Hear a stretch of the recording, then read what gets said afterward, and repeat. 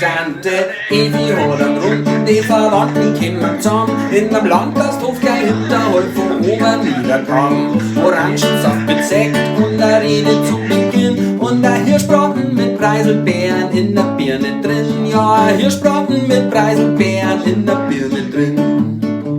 Ein kleines Baby schlaft, allein im Kinderwagen und ein Foto von den Wirtsleit draußen da im Gang. Es riecht nach Aftershave und Bratelsauce und alles weiß noch nicht nur. Kommt ein Polter Kaffeekuchen, Dampf und erste Schers dazu. Kommt ein Polter Kaffeekuchen, Dampf und erste Schers dazu.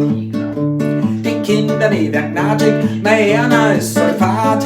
Papa darf das Tablet haben, mein Hauptsache sie ist ein Start. Und wenn ich ehrlich bin, für mich ist ein Kampf. Mir wassern schon die Augen von dem Schmerz und vor dem Dampf. Mir wassern schon die Augen von dem Schmerz und vor dem Dampf. Endlich sagt meine Frau, jetzt packen wir's aber dann. Ich unterdrück einen Gähner und flüster Gott sei Dank. Jetzt sammeln wir noch Kinder und die Oma langsam zusammen. Sagen für Gott zur Tante Evi vielen Dank, bis irgendwann.